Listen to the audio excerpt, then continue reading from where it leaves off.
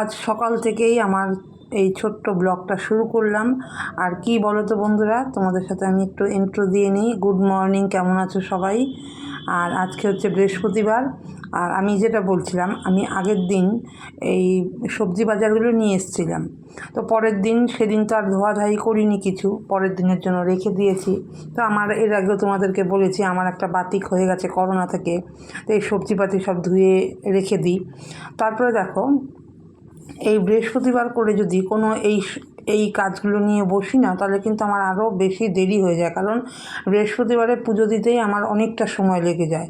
তো তারপরে যাই হোক, তাড়াহুড়ো করে আজকে অনেক ভোরবেলায় উঠেছিলাম, তাড়াহুড়ো করে কাজকর্মগুলো সেরে স্নান করে চলে এসেছি। আর দেখো, তোমাদের যে দেখালাম বাইরেটা প্রচণ্ড বৃষ্টি নেমেছে, যখন আমি পুজো দিচ্ছিলাম ভীষণ বৃষ্টি নেমেছে। সেইটাই জানালাটা খুলে তোমাদের সাথে একটুখানি শেয়ার করলাম, দেখালাম যে দেখো কী হারে বৃষ্টি শুরু হয়েছে।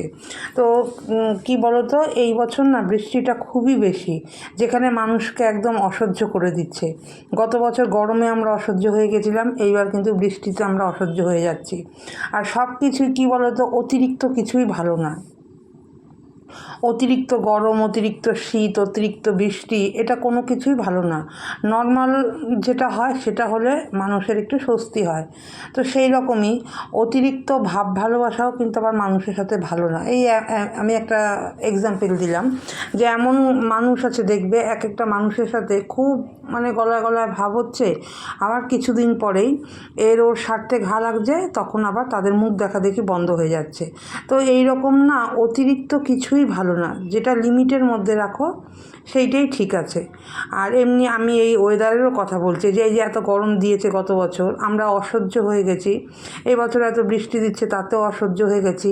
2 বছর আগে খুব ঠান্ডা পড়েছিল, তাতেও আমরা অসহ্য হয়ে গেছি। অতিরিক্ত কোনো কিছুই ঠিক না। তো দেখো, এখানে আমি অনেক কিছু বলে ফেললাম। আর এগুলো আমাদের হাতে তো কিছু নেই, প্রকৃতির খেলা, সবই প্রকৃতির ওপরেই। যখন যেটা হবে আমাদেরকে সহ্য করতেই হবে। তো তারপরে যাই হোক, এখানে আমি কথা বলতে বলতে পুজো দিয়ে নিলাম। পুজো দেওয়ার পরে আমি চলে এসেছি রান্নাঘরে। আর রান্নাঘরে দেখো, এই রান্নাবান্নাটা শুরু করেছি। আমি আগে পুজোটা দিয়ে নিই, তারপরে রান্নাবান্না করি। আর এখানে আমি রান্নাবান্না প্রায় শেষের দিকে হয়ে গেছে। সব কিছু করার পরে এবার রান্নাবান্না, আমি এই রান্নাটা করতে করতেই না, আমি ওই বললাম যে কিছু বাসন টাসন মেজে নিই। আর এমনিতেও না আমার একটু দেরি হয়ে যায়, কারণ আমি একটু জানি না, একটু গুছিয়ে গাছিয়ে করি দেখে না কি জানি না, বলতে পারবো না। আবার মাঝখানে ভিডিওগুলো করতে হয়। তো যাই হোক, সব মিলিয়ে মিশিয়ে আমার একটু দেরি হয়। আর দেরি হলে কি করব, কিছু করার নেই।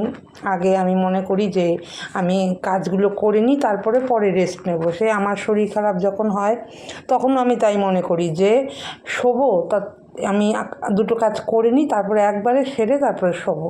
তাই এইরকম। আর তোমরা সবাই জানো আমি একার ঘরে, আমার হাজব্যান্ড তো এখন নেই। তো শরীর খারাপ হলেও খুব সমস্যা হয়ে যায় আমার। আর 15 দিন জ্বরে ভুগলাম, সেই একা একাই। খুবই অবস্থা আমার খারাপ ছিল, কিন্তু আমাকে এক গ্লাস জল দেওয়ারও কেউ ছিল না। আমার ঘরে তো কেউ নেই, হাজব্যান্ড থাকলে না সে করে দিত। তো যাই হোক, সব কিছুই মানিয়ে গুছিয়ে নিয়ে চলছি জীবনে। আর কি বলো তো, জীবনে তুমি মানিয়ে নিতে পারলেই জীবন সুন্দর, আর যদি মানিয়ে নিতে না পারো তাহলেই জীবন অসুন্দর। ওইটাই, এখন আমি সব কিছুই একা রয়েছি, এটাই মানিয়ে নিয়েছি আমি, কিছু করার নেই। তারপরে দেখো, সন্ধেবেলা আমি বৃহস্পতিবার করে রোজ তো একটু আলতা পরি, তা আলতা পরে নিলাম। আর আমার শাশুড়ি মার কাছে শুনেছি, আমার শাশুড়ি মায়েদের সময় না বাড়িতে ওই বউ আসতো আলতা পরাতে, যত মেম্বার ছিল, যারা মহিলা, তাদেরকে সবাইকে আলতা পরিয়ে দিত। তো এখন আমাদের এই সময়ে এসে আমাদের তো আর সেই জিনিসটা নেই। তো আমরা নিজেদের আলতা আমরা নিজেরাই পরে নিই। তারপরে দেখো, ওই আলতা পরে নিয়ে আমি আবার একটু জোয়ান খেতে পছন্দ করি খাবার পরে, তো সেটা একটুখানি ভেজে নিলাম। তো এই প্রসঙ্গে আমি একটা কথা বলি, এই আমার শাশুড়ি মা এখন নেই, মানুষ না থাকলে তার কথা আরও বেশি করে মনে পড়ে। আমার শাশুড়ি মায়ে আমার হাতের জোয়ান খুব পছন্দ করতো। শুধু জোয়ান না, আমার হাতের জোয়ান, চা, রান্না, রান্না করা জিনিস, খুবই আমার রান্না ভীষণই পছন্দ।